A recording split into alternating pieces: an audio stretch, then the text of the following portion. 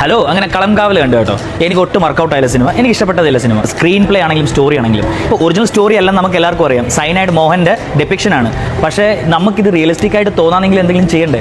ഈ നമുക്കെന്നുള്ള പ്രയോഗം വേണ്ട, നിനക്ക് എന്ന് പറഞ്ഞാൽ മതി. വേറെ ആരെയും അതിനൊപ്പം ചേർക്കണ്ട, അല്ലെങ്കിൽ വേറെ ആരെയും നീ ഇത് പറയാനായിട്ട്, അതായത് നെഗറ്റീവ് പറയാൻ കൂട്ടുപിടിക്കേണ്ട കാര്യമില്ല. 100-ൽ 85 പ്രേക്ഷകർക്ക് ഒരുപോലെ തൊഴിലടുപ്പിച്ച സിനിമ തന്നെയാണ് കടങ്കാവ്. എടുത്ത പൊങ്ങാത്ത ക്യാരക്ടർ ഒന്നുമല്ല, പക്ഷേ ആരും എടുക്കാൻ ഇറക്കുന്ന ഒരു ക്യാരക്ടറാണ് നമ്മുടെ സ്വന്തം മമ്മൂക്ക.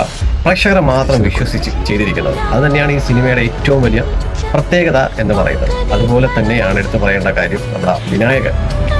ഔട്ട്സ്റ്റാൻഡിങ് പെർഫോമൻസ് എന്നൊക്കെ അവിടെ പറയാം. അത്രയ്ക്കൊരു കിടിലം റോളാണ് നമ്മുടെ വിനായകൻ ചെയ്തതിൽ. അത്ര ഗംഭീരമായിട്ടുള്ള ഒരു മൂവി. കുറേ അതുകൊണ്ട് ഈ പറഞ്ഞ വ്യക്തിയെ ആരും മൈൻഡ് ചെയ്യേണ്ട കാര്യമില്ല. ഒന്നുകിൽ മമ്മൂട്ടി എന്ന കലാകാരനോടുള്ള ഒരു ദേഷ്യം പുള്ളിക്ക് കാണും, അതും അല്ലെങ്കിൽ എന്താണ് ഇപ്പോഴത്തെ ഒരു കണ്ടന്റ്, റീച്ച് കൂടി നിൽക്കുന്ന കണ്ടന്റ്, അതിനെതിരെ നെഗറ്റീവ് പറയുക. അപ്പം ആൾക്കാരെ ശ്രദ്ധ പിടിച്ചു പറ്റാനുള്ള ഒരു തന്ത്രം എന്നൊക്കെ വേണമെങ്കിൽ നമുക്ക് പറയാം.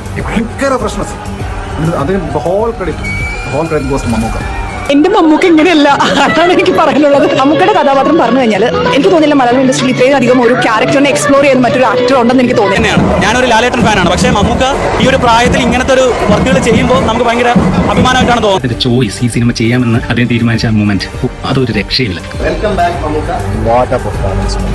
നമ്മൾ ഇതുവരെ കണ്ടിട്ടില്ലാത്ത ഒരു മമ്മൂക്കയെ നമുക്ക് കാണാൻ പറ്റും. ചുമ്മാ പറയുന്നല്ലേ, ഇതുവരെ നാളത്തെ ഒരു വെയിറ്റിംഗ് ഭയങ്കര ഒരു രക്ഷയില്ല. ഇക്ക തൂക്കിയിട്ടുണ്ട്, ഇന്റർവൽ ബ്ലോക്കും ക്ലൈമാക്സ് തൂക്കി പറത്തിയിട്ടുണ്ട്.